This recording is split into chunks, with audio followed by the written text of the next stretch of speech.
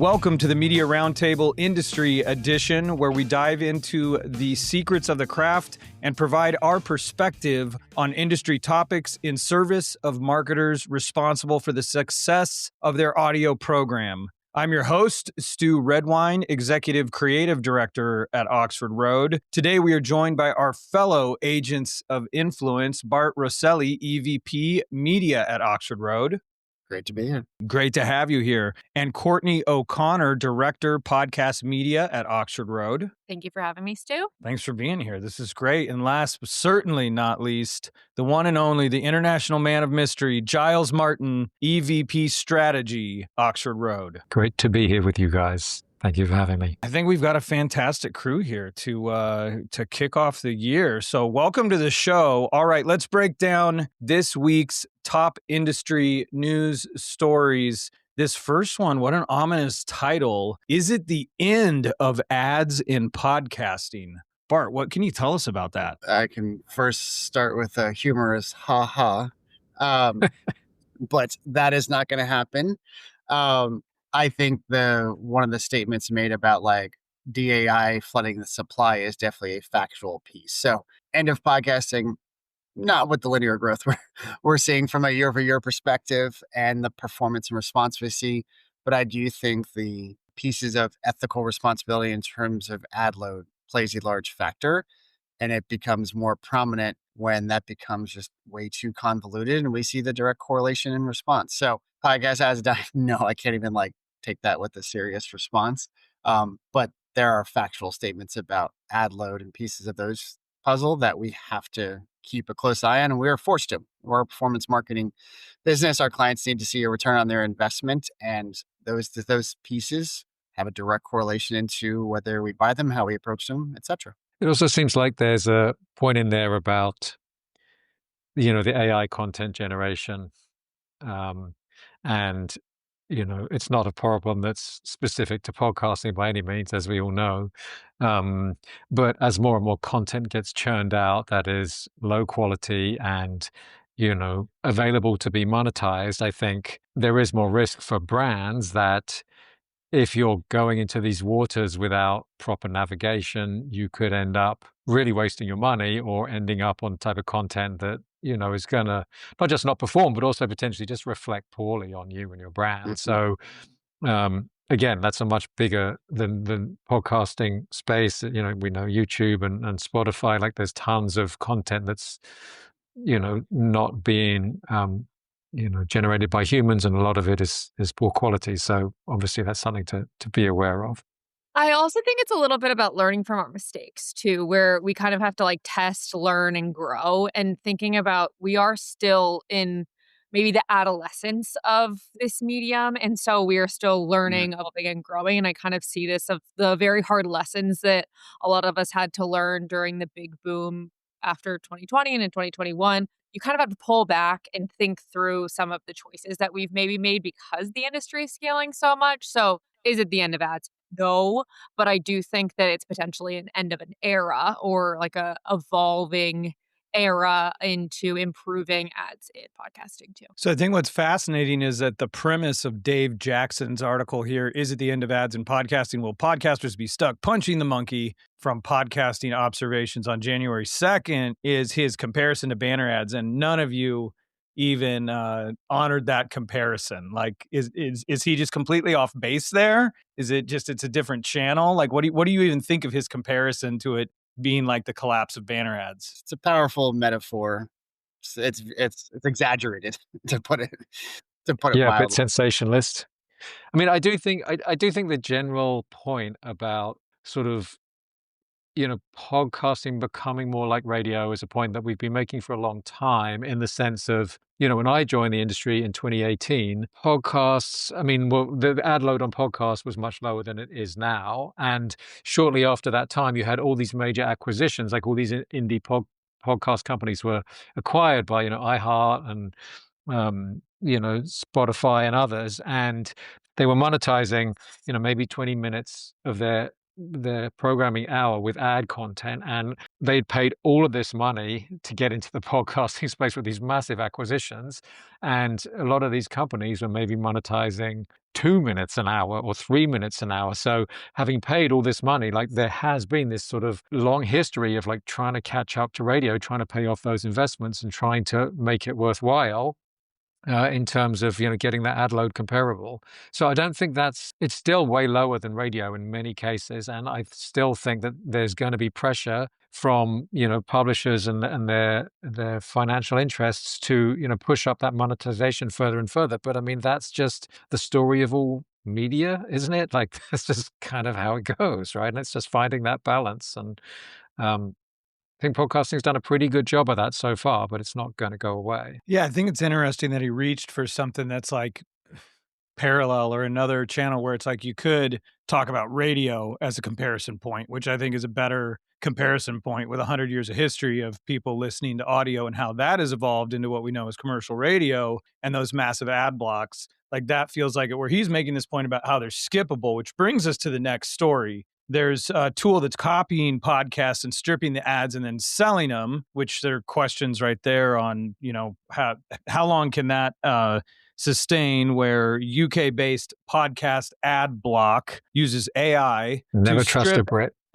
to strip ads from major publishers' shows, and then he resells them ad-free. I think the most interesting part about this, and sort of was baked into the first article, is Dave Jackson is talking about how we can skip ads and this functional aspect of podcasts. And then here's this guy doing it in a way that nobody would really expect necessarily, but now somebody's doing it. What I think is interesting is this will create pressure to protect those ad blocks so that you won't be able to do that. The industry response will accelerate authenticated reads and DRM, pushing podcasting further toward closed ecosystems that benefit Spotify and YouTube over open RSS. And I think they're spot on with that. So on the one hand, it's kind of like it's punk rock. It feels like the podcasting spirit of like, yeah, let's just cut out those ads.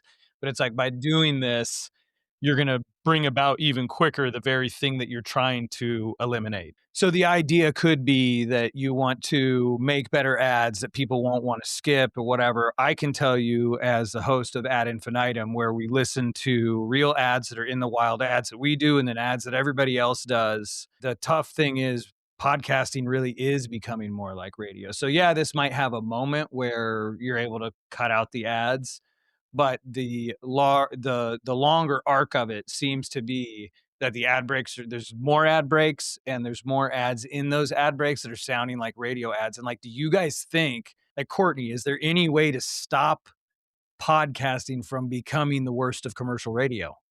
Yeah, I think that we go back to not having as like strict and long ad blocks. If the ad is in content and it's a little bit more seamless with what the hosts are talking about, and then they slip into an ad read, me as a podcast listener, I'm not as inclined to reach for my phone or go find it in the kitchen when I'm doing something and skip forward. But if I know that I'm entering a block where there's going to be 3 straight minutes of ads, it makes sense for me to go find my skip it. Not saying that I skip ads, but I do think that spacing them out and having them a little bit more in content, which we've moved away from as obviously the space has grown and monetization has been a really big thing. But I do think that there is a way to kind of go back to the grassroots of how we've built this industry while maintaining the monetization aspect. From an advertiser's perspective, I believe it is more valuable and potentially more premium to be one of one versus one of four. So that's kind of how I look at it, especially from like a buyer's perspective too.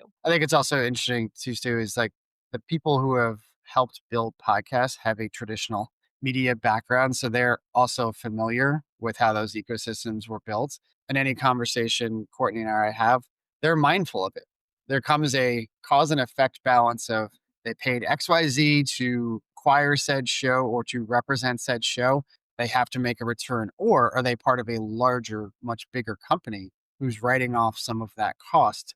And maybe there's less reliance for sales to return on that investment. And for us, the decision is very simple compared to even when you're thinking about radio, is there's a finite number of people you would make a phone call to build a radio plan. There's borderline hundreds. You could do that in podcasts. So if we don't like the ad environment, we don't like the response, we just don't buy it. So there is a cause and effects element that I think, an accountability that I think is beneficial to the channel that maybe the other traditional channels didn't have a chance to kind of like navigate themselves. Giles, do you have anything you want to add on that? I just think the most interesting piece of this is, why did this guy agree to an interview with James Cridland? Because it seems like the most obviously illegal activity in the business that we've heard about for quite a long time. Um, you know, it seems like there should be something probably illegal to stripping the ads out of other people's content, and then you're taking their content and reselling it to someone else without any rights. Like there's not a lot of stuff that looks good here. So I imagine this is going to go away pretty quickly. But I mean, yeah, it does touch on some of these other issues around, the quality of the content and what people would do to, make sure the quality of their content is good. And, in some cases that involves, I think the big question is, and I know the industry's sort of flirted with this before, but like, how much might people be willing to pay to avoid ads? That's really the question. Apparently $1.99 a month. $1.99. Yeah. I mean, we've also heard that 6 years ago, where everyone's like, "Oh, Yeah. we're gonna do the paywall thing, whatever," and I'm like, "Yeah, I'll believe it when I see it." Now, outside of massive platforms, that's a little bit different, but it's a free environment. That is what they are used to, and how they support them is through advertisements and through sponsors from that perspective. So I think that symbiotic relationship works really well to keep accountability, but I don't see like this massive shift to paywall and people are like, you know what, I want to go this because I want to avoid ad. It's like we get exposed to ads nonstop throughout our life. Like I don't think they're another monthly fee for it. And one of the main stories around that of the past like 5 years is like, yeah, people pay to avoid ads, and then like on Spotify you still get the podcast ads, or on the Netflix now you get ads. It's like, Yep. sorry guys, like the ads are Prime, coming. same thing. Whether you can run, but you can't hide. Yep.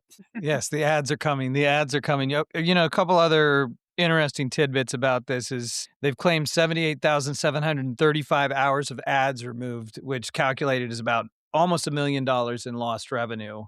And then the other sort of cherry on top is founder Ben Bowler also runs Poison Pill to protect music from unlicensed AI scraping. Oh, You couldn't write this. it's like the guy that made the radar gun for the police. He also made the fuzzbuster for us to put in our car so that you could sense it. It's like, oh, Mr. Bowler, you're on both sides of this. Yeah, I imagine this is short-lived. And it flashed in my head like, wow, what if there was somebody 40 years ago that would record your favorite channel on VHS and take out all of the ads and then send you the tape, right? Video It's like, anyway, it's the ads are coming. The ads are coming. That is definitely true. And also YouTube is coming. YouTube, this next story we have, Courtney's going to tell us about.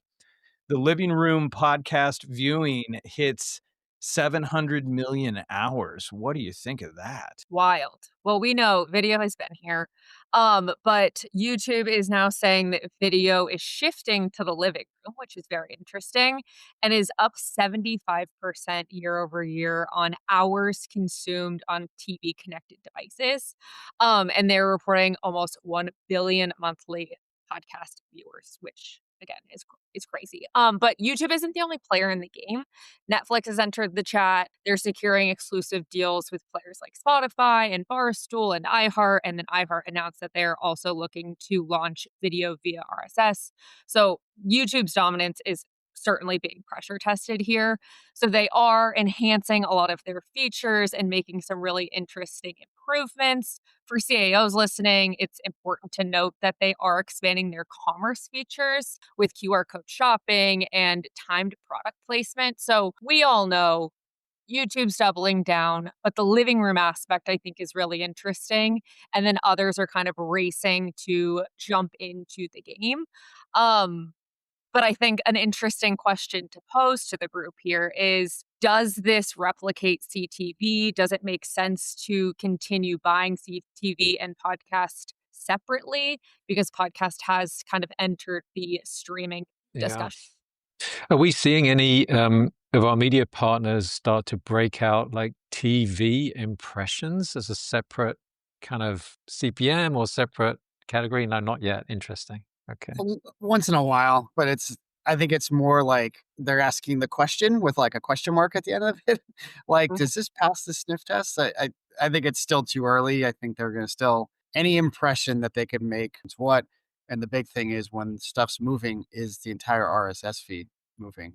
And then that show might live there for 2 or 3 years. When you go back, it's no longer there in some of those cases. So there's just a lot to happen, I think, here. And I think we're already exposed to the QR coding when we sit at our TV and we're rolling through Amazon, and every single ad has a QR code. And I'm just like making sure my wife's not like has her phone up. So there's not something being purchased, but I think it's one step at a time here too. So one thing I'm wondering about is those 700 million hours. I mean, that's a big stat. Like, how many of those do you think are just the top shows with big visual budgets, or is that representative of when someone thinks podcasting, they think it's two people having a conversation? It's like all these shows. Or are we really talking about it's the biggest shows with big budgets that, of course, you want to watch on the big screen? Right. Or I think the other question to ask, and what I wonder is, are they watching it or are they putting it on their living room TV to then Yeah. like, I think that that's, like, been a big thing of you want to cater to the video viewer, but you also wanna make sure that you're catering to that audio-only listener, and I am someone that puts things on my living room TV, and then I walk away and I just listen to it in the background, and so I do think that's an interesting thing to think about. So if maybe the intention is going to be more video focused watching when it's on a streamer like Netflix, because the habit is to go to Netflix and sit down and consume something. So that will be very interesting. But we're at the early stages. I don't know that anything Netflix officially has launched all that much. Barstool, I know, is happening this quarter. Spotify, I believe, is happening this quarter. So I think we have a lot to learn this year on the streamer. There's a couple of really interesting points there. And I also have a stat because I did some research about this. The point about the sort of needs to work as video, needs to work as audio, you were sort of hinting at that, Courtney. And Dan was talking about breakfast TV back in the day, like when that was first made, and it was like you're getting ready for work, you're rushing around, like you may sit down, and maybe you're having cereal or something, maybe you sit down in front of the TV, you'll watch it for a minute, but you also may be running around trying to get the kids ready, and so maybe you're listening to it, or maybe at some point you can't hear it, but maybe you can just see it, and it kind of needs to work in all of these different formats, and so they've designed it to work, where it's like it's got these types of visuals where you can see sort of pieces of information, but it also kind of works as audio, and then it also kind of works as a TV experience, and I think that's something really interesting for advertisers and for content creators generally, I guess, to be thinking about in this new era. And it kind of has to work everywhere. And it makes me also think of, I can't remember who it was, but somebody had written an article probably around this point last year when they announced the 400 million number, about these late night TV shows sort of being under threat and their ratings are down. Like over the past few years, like 50% or more. Like, I mean, the audience is fleeing. Like Colbert's been canceled altogether. And kind of the point that they were suggesting was, that interview format show, like your Rogan type show, is the new Colbert. And like people can just turn it on Netflix in the evening, and it's sort of becoming a replacement. And so, again, sort of really interesting thinking about sort of what this means for the future of the channel. And, when I saw the 700 million number, I had to go and do a little bit of, and this is very quick and dirty back of envelope math, but like it's a 75% increase, but it's easy to get an increase off, a tiny number, and it's much harder to get a big percentage increase if you're already doing $300 billion of revenue a year. So I, wanted to go and check the numbers, and I was kind of surprised. 68 hours of CTV per month per US adult on average. 270 million roughly US adults makes for about 18.2 billion hours of CTV viewing per month. So if podcast is 700 million hours of that, I was thinking like this is going to be like 0.1% of like the CTV viewing, but it's actually nearly 4%. So, I mean, that shows how significant this is, I think, already. And I'm just glad that we're sort of on top of this and talking about it and sort of thinking about new ways to execute it. And I think somebody had made the point, maybe in our notes or maybe a moment ago, about sort of new ways to sort of engage in that type of video content. And I know obviously YouTube are doing this type of thing a lot. I guess it's coming to CTV a lot more frequently as well. But sort of once the ads become video, there's different ways to interact with the ads, like direct ability to sort of purchase as part of the ad experience. We mentioned QR codes, so maybe it's even clickable if it's like more of a desktop rather than TV experience. But anyway, just so many ways to engage, so much change coming, and exciting times. I mean, for the business, lots for advertisers to be thinking about. You definitely want to be, guided carefully and planning carefully. I think what Court and I see from like a financial perspective is people hear video, they think higher CPMs. And the same thing from like a CGV perspective, what it will come down to is we will quickly find out from a performance perspective if that level of attentiveness justifies that premium cost. We know that's how the marketplace is going to be responding, but same thing with any of the evolution that we saw in podcasts is they're going to try it out. The marketplace will tell you if you're in reality or not, but it is going to start out at a higher premium for that engagement and to run the ad. And then the performance will be pretty darn clear for us to see that. And then at some point it will stabilize. It's just where are we going to start? Where's it going to land? But not uncommon from videos first started getting introduced back in, I don't know, 5-6 years ago as well too. Well, I even think like to add to that, and the benefit of it is in some cases you're kind of getting a commercial by a celebrity or a well-known podcast host that maybe is not as highly produced as a regular television commercial would be, but you are getting a commercial read by and in most cases endorsed if you're a buying host at a much lower price than you would a standard TV commercial. So like that, although not at an apples to apples comparison, I do think it's very interesting and has been the value and the like really cool part about podcasting is it becomes a far more accessible.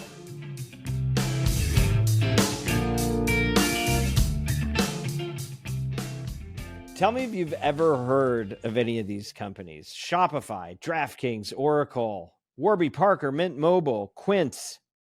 I am proud to say that half of the top 10 advertisers in podcasting choose to work with Oxford Road. We are now the world's largest podcast advertising agency, and we do so much more than that. YouTube, radio, streaming. We are on 6 continents working internationally.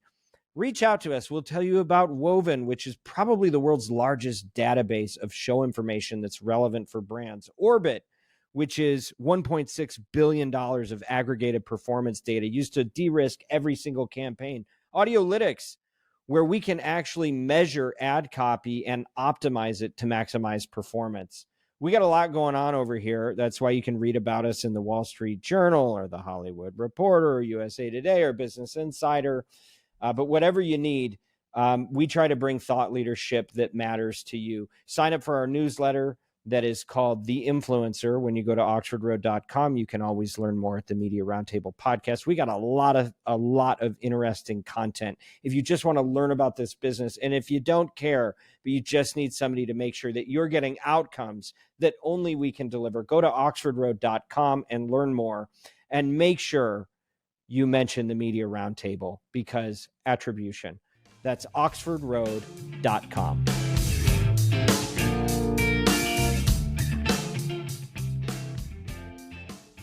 Yeah, for sure. I mean, what is amazing to me about this is that it boggles the mind to imagine like Stephen Colbert going into a live read ad, right? And giving a personal endorsement and demonstrating a product.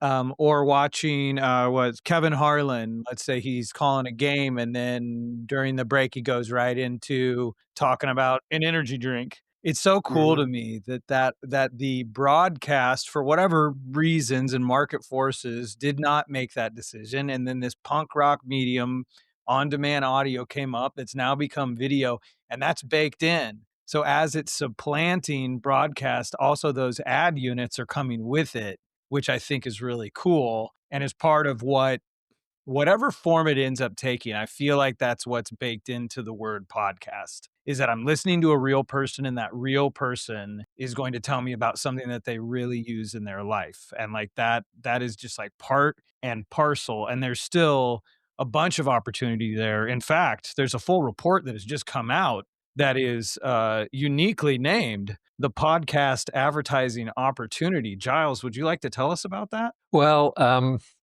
this is eMarketer's latest report about the podcast space, and obviously it's pretty high level, but I thought it's interesting to review and to sort of see the perspective that they are sharing with brands and sharing with advertisers. Some of the main stats, they're forecasting $3.14 billion in spend in 2026. That's good, healthy forecast. That's about 40% of all digital audio advertising. So that's quite a sort of that was a sort of eye-opening moment for me. I mean, I guess, we know these numbers, but just kind of seeing it written like that, like it's getting close to half of all digital audio advertising. So really a lot of growth there. A few things that stood out for me, they do this report on the amount of ad spend per hour spent with a channel. So, social media, for example, has an enormous amount of ad spend, but it also has an enormous amount of people using it and an enormous amount of time on average that those people use it. So if you look at all of that sort of person time on that media channel, and you compare it to the total ad spend in the US, like how much money is being spent per hour used. And I always think this is an interesting chart. And we talked about this a bit at CAO in July. But ad spend per hour for social is 70 cents per hour for across all the people and all hours consuming it. Whereas podcasts is 6 cents. So relative to the amount of consumption of the media channel, podcast is so much less, used by advertisers, and there's so much more white space relative to so many incredibly cluttered advertising environments. And of course, it could be function of media pricing and these types of things as well. But I think it sort of makes a general point, touching on also what we talked about earlier about, ad load in podcasts, like it still is generally a very favorable and attractive space for advertisers. And that was a sort of very sobering stat I thought about, just how attractive an advertising opportunity it is for marketers still. I mean, I could talk about a lot of these data points, I guess, just because this is sort of how I roll. 58% of marketers said they feel audio and podcast ads outperform benchmarks, which was a lower number than I expected. More marketers, like 70%, said, CTV is a more effective channel. And social media is, 75%, 77%. And initially, that sort of gave me some cause for concern. And then I remembered that if you look at the channels that marketers think are effective, and then you look at the channels that have been sort of reviewed across many sort of MMMs across many brands and many categories and MTA studies and all these types of things. And, Nielsen and Ubiquity have published studies about this. Like, there's a pretty strong inverse correlation between what marketers think works and what these studies actually show works. So then I was able to breathe a sigh of relief and in fact realize that the fact that a lot of marketers think that podcasts really isn't that great compared to many channels actually is probably a good thing for podcasts, because marketers tend to be Would you agree? Because I would say when you think about MMM and stuff that's like behind a curtain, we don't always have like full access into how that's like deployed. Is for the longest time, podcast was just never showing up as something that could be tracked or valued probably the same way. I'd say in the last year or two, it feels like it's getting a better due, even to the point where some clients are pushing back and saying, I know that's not true. And sometimes we've pulled spend off completely to prove that point. Like, okay, well, that's true. And that's what these data points are saying. We'll go on hiatus and we'll see what happens. Not as anything other than like, well, let's prove it out. And some clients are very strong about it. Some have, very much rely heavily on that. But I think it has changed. Have you seen or felt that from your perspective looking at these data points? Well, I do feel that just because of the maturity of the channel, like a lot of these analytics companies are taking podcasts a bit more seriously, whether they're sort of, high ticket analytics companies or more software as a service type. I think they're taking it more seriously. I think they're starting to pay a bit more attention. One of the unique challenges with podcasts, which I don't think you would have with any other media really in a MMM, is, the data that we're reporting, it's not an actual impression that's being served at that time. Like, it's a download. So we don't, and in every other, channel, it's a genuine impression, and therefore the impression being reported has a chance to make an impact at that time. And, afterwards, there's some type of response curve that's assumed. But that makes podcasting more difficult in MMMs out of the gates. And again, it requires a bit of special attention. But I think that people are starting to pay attention, and we're starting, I think, generally to see more models show favorable results for podcasting. So I'm definitely encouraged about that. And MMMs can be slippery and often, going really big or doing something dramatic like pulling your spend. I mean, I wouldn't necessarily recommend that, but like making big changes, like you have to vet and validate what these MMMs say. And they may say podcasting is great, or they may say it's doing nothing, but like it doesn't mean anything until you can see that for yourself. And a lot of marketers know that it's working and they've seen it and they trust their gut. It's always art and science, and you can't just blindly trust these models. You have to sort of experiment and test and trust what you know. So just coming off of the data points that Giles was calling out, is it's interesting that they say it's trailing social, which is predominantly not a sole pure, drop down menus and codes and things of that nature. It's not the most commercialized from that. There obviously is affiliate links and things of that nature, but interesting as some socially specifically is high engagement. I think what we're starting to look at and factor into what we're doing is engagement in terms of how that is happening from the video and from social. I mean, social handles could be the show handle, could be personal handles too, just to try to further triangulate. And it's not black and white clean. The more fragmentation there is, the more triangulation there's going to be. But I think engagement's going to be a big piece that we'll stay closer on to further validate the output of what these ads are doing. Yeah. And I've got a question, Giles. If the 58% of marketers feel audio and podcast ads outperform benchmarks, like what do you think that number is in reality? Like if they knew, what would it be? Would it be 80? Would it be 90? Well, I mean, the types of 127? studies that I'm talking about, and I can't bring the specific details to mind, but there was a big study done by Nielsen that looked at all of the MMMs they had done across many clients. I think that they found that radio and audio was the second most effective channel for ROI after, I think, TV. And Ubiquity did a study, I think it was more UK based, but they found basically very similar results, like radio and audio is like top 1 to 2 for ROI. So I think number 2. So I mean, that doesn't exactly answer your question, but it does at least sort of answer the spirit of it, I think. Well, it does. Like I look at this chart, which we can describe to our listeners and viewers, which shows social media, reels, social media feeds, connected TV, CTV, commerce media networks, audio and podcast. You're saying audio and podcast goes up to the number 2 spot, TV goes to the number 1 spot, and then everything else would probably follow underneath that is what you're saying. And more than that, like, because those types of studies, Nielsen and like they would have looked at lots of media channels. You only got 5 channels represented here. So radio would have been, audio would have been top of, maybe a list of 10 or 15 instead of only the 5 that are represented here, or close to the top. Well, it's obviously a channel we have all bet our careers on. We believe in, we know works. We think it's so cool when you see their eyes light up when they discover this secret weapon. It's pretty awesome. Marketers, founders, whoever it is.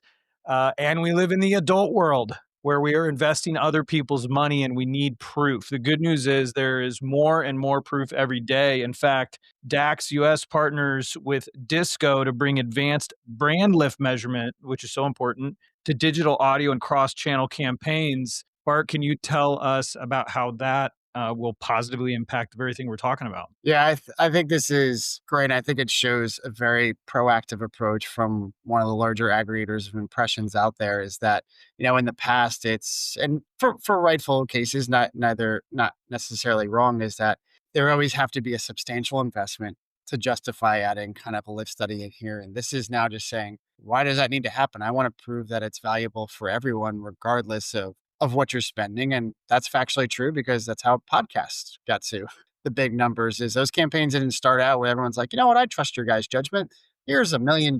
Like, go have some fun. Like, that is definitely not what happened. So the proactive approach here, I think, is just prudent and pragmatic by them to do that and to say, we believe in it so much, we're going to invest the money and we're going to basically prove exactly what we already know. And we're going to even basically pay for it as a result to further validate the channel, which I think is just a very proactive, push, especially from a digital perspective, with more dollars pouring in and the ability to like monetize it even further. Yeah, it's good to see. And, the sort of brand metrics are tricky because ultimately, our clients and their bosses, they need to see clicks and conversions and visits. And, the brand metrics are, nice to have at best. And tying those brand metrics to subsequent, financial metrics, I think is one of the key sort of tasks of our age. And some of these more advanced analytics companies claim to be able to do that, but he's probably still a bit overhyped. But, the fact remains that if you look at any of the studies that have been done by, the Signal Hills or the Edisons or the Nielsen's, like the brand metrics for podcasting are always phenomenally good compared to other channels. Like the consideration, the familiarity, the memorability, like they are extremely good. And I think we probably do undersell the channel a bit to our clients, even though these brand metrics are secondary, because podcasting is doing so much for your brand. And, brands do have a value. It's just, hard to put your finger on exactly how much that is sometimes. So it's really good to see more of this type of measurement come into the space, and hopefully we can use it to support the value of the channel even more. And I look forward to learning more about what they're doing. Yeah, and it's great to have brand metric tools, that we can rely on. For a while, for me, it was like if your brand gets mentioned in an SNL skit, then you've mentioned yourself enough in like Blue Apron. In podcasting, it's like, there's your brand lift. SNL just talked about your brand. You know what I'm saying? Your viral moment. Man, the good old days. And it's awesome to see podcasting expanding. And as it does that internationally, which is a thing that all of us are involved in, which is super cool.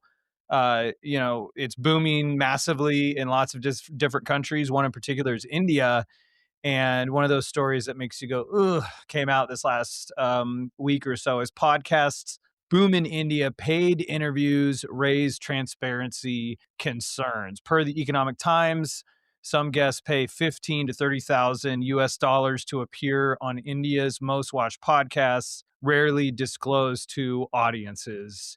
And that pay to play scandal is the kind of thing that can cut directly at what makes a channel valuable. It cuts away at the trust and can inhibit the growth into those international markets. And it's just something that we have to keep an eye on as we are expanding internationally. And thankfully has not been a big part of the story here in the United States of America. But in general, when you guys think about expanding internationally, for the chief audio officers that are listening, how does one take a thoughtful approach to that to avoid these kind of pitfalls? I mean, I would say the first piece is, and it's been this way for I think years since like the podcast growth has gone internationally, is just with us educating them on what are the standards that are best to us, and then making sure there's either technology that executes against that, or if there are things that we need to be cognizant of, that we use that so we can be ultimately transparent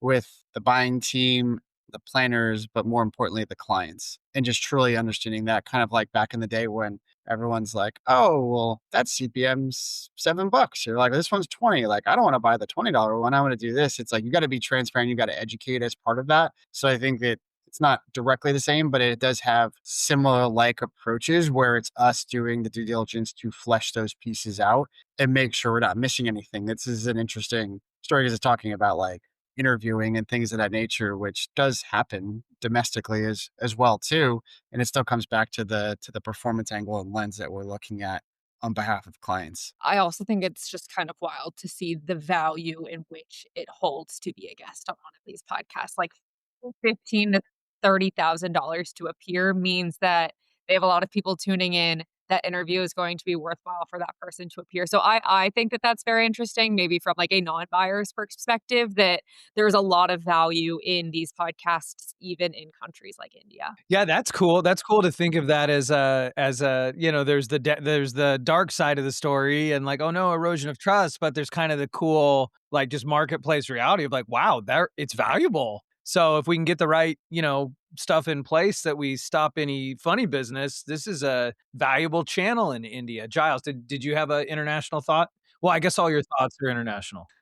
Thank you. Yes, thanks. I feel seen. I mean, yes, 15 to 30K, it's a lot of money. There's an awful lot of people in India. I think it's like nearly 1.5 billion Yeah. now. And I guess that's the point. And it's not just India, it's everywhere. Like Latin America, we've talked a lot about over the last year or two. There's an enormous amount of growth in podcast consumption and content creation, all over the world. And I think the international market is beginning to rival the size of the US market. So, yeah, it's crucial for marketers that can easily expand into international markets to be considering these types of opportunities. It's a great area for growth. We're seeing clients have a lot of success. I mean, I can't comment that much on the sort of authenticity of the content issue, but just generally speaking, if you're looking for areas where there's good quality content, where people trust the content, where there's scale, and also where you can measure. And actually, sort of measurement is a big challenge. And particularly in European countries where there's GDPR. So, whether it's India or anywhere else, there's a lot of groundwork to do before you're sort of really ready to scale up into those countries. And you've got to check, the content, find the right publisher relationships. Obviously, in India, you've got probably hundreds of different languages you potentially could be negotiating. So you probably want to start with Hindi and then maybe move into other languages. But, it's laying all those groundwork pieces in order to be able to do that scaling. And I would just say, let's not forget the measurement piece, because it's really essential for having success in international countries. Yeah, and it's just so funny to think. So in India, you got to watch out for a real live human, paying another live human to be on their show. Here in the US, we're worried about, was that an AI voice I just heard? It's like, Yeah. as the channel continues to evolve, and this weekend was big. Podcasting officially crossed the velvet rope. The Golden Globe Awards added Best Podcast for the first time, and Amy Poehler won for Good Hang with Amy Poehler, which people have opinions on that. I know it's not a very old podcast, and that's not niche recognition. That's Hollywood saying podcasts now sit at the same table as film and TV. The signal to brands is huge. Audio isn't the scrappy side channel anymore. It's a prestige medium with cultural weight, stars, and awards to match. Does that feel right to you guys? Is this a moment for you, being in podcasting so long, to see Amy Poehler win that award? Courtney, what do you think? To see Amy Poehler, who has won a Golden Globe for acting, win a podcast award. Yes. I think, it's interesting. And I think Spotify said in this article that it's kind of a stop sign moment for podcasts. And I do agree. Like, I do think that it deserves a moment of recognition that podcast is on the same stage now and is fighting for the same like relevance that TV and film is. But I also think, looking at the nominee list, it's very interesting. You have a lot of people in that room. Even the host of Smartless presents the award. You have a lot of people in that room that would have been there anyways, or that have been there before. So while it's very impressive, and obviously congratulations to Amy and her team, but I do think that the nominee list is very interesting and skews a little bit more celebrity driven than maybe what people are actually like loving and consuming on a regular basis. But Good point. Well, and I think it's interesting, it's like fighting, now is at the same table as film and TV, which are like dying mediums. It's really a story of supplanting, right? Like Netflix is where you go for good television, not the networks. And this is actually like another nail in the coffin of the old broadcast model. Yeah, I think it's also the flexibility of the channel, meaning like you don't have to drive or fly somewhere to a specific location. Like you can travel and do these things, and it's another complementary way for these celebrities to have more distribution beyond just movies or shows or things of that nature or whatever. And it's becoming of interest, and the talent agencies reflect and see that. And that's also why you see the biggest movement with some of the bigger talent as those become tent poles for some of these bigger networks. So it's a great validation check mark. I think the money helps validate the check mark, in my opinion. So this is like a nice sugarcoating surface level, like, this is awesome, this is great. It will only continue to exacerbate things positively. But it wasn't one that was like, at least for me specifically, it wasn't like, oh man, thank goodness we finally got a Golden Globe. It's like, I kind of felt that way 5-6 years ago. But Yeah, you already had your Golden Globe. Okay, so of the nominees, we'll end on this note. We had Armchair Expert with Dax Shepard, Call Her Daddy, Alex Cooper, Good Hang with Amy Poehler, Smartless, Jason Bateman, Will Arnett, and Sean Hayes, the Mel Robbins podcast, and Up First by NPR. Of those 6, which one would each of you, and myself included, have given best podcast? Armchair Expert, Caller Daddy, Good Hang, Smartless, Mel Robbins, and Up First with NPR. Of those 6 nominees, who would you give the Golden Globe to, Bart? Define what best means. Like that's that to me, our DNA is programmed into how does it perform for clients. If you're talking, Then that's your answer. Then that is my answer. So the best performing, the best performing ones, which look, they're all strong performers from that perspective for our clients. But if somebody was to say that, I don't think, at least from the media perspective on our side, is like, that's not going to be I'd be like, great. How well are they doing for our clients? That's my response. Okay. Great. No. That's our official We'll do Oxford our own Road performance Golden Globes. Yeah, that's our Oxford Road official answer. Now, as human beings, which one would you give it to? I would give it to Armchair Expert. I probably would give it to Mel Robbins this year. Okay.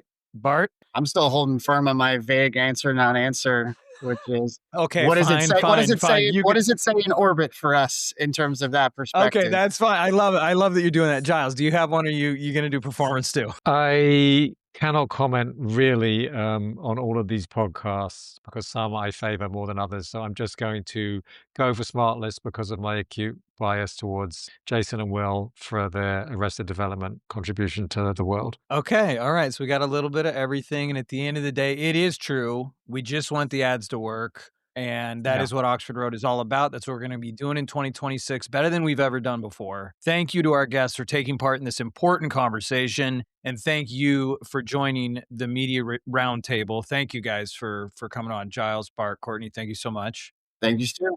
Thank you, everyone. All right. This podcast is brought to you by Oxford Road, where we want you to succeed in audio and creator-based media to use influence for good. As members of the marketing community, we have the power to advance voices that don't just entertain, but edify, to build bridges across differences and preserve fair-minded discussion. The world needs that around the most important topics of our age. If you're a marketer looking to align your brand values with extraordinary business outcomes, reach out to Oxford Road by visiting oxfordroad.com and subscribing to our weekly newsletter, The Influencer. The Media Roundtable love to hear from you. If you have any feedback or suggestions, please don't hesitate to reach out to us at info@mediaroundtable.com, spelled just like it sounds. And I'd also like to make a little plug here for Ad Infinitum. If you haven't heard about it, Ad Infinitum is Oxford Road's audio creative focused podcast hosted by yours truly, Stu Redwine, Executive Creative Director at Oxford Road. I suggest you start at episode 1 to get a better understanding of what makes audio ads work and how they can work better. Each episode breaks down real recent audio ads from top spenders across podcast, radio streaming, and even SiriusXM. Listen wherever you get your podcasts. And thank you. We're grateful to you listeners, and thank you to our guests and to Haley, Bianca, Kyle, Ezra, Rocio, Neil, and the team at Podcast One. As always, influence responsibly.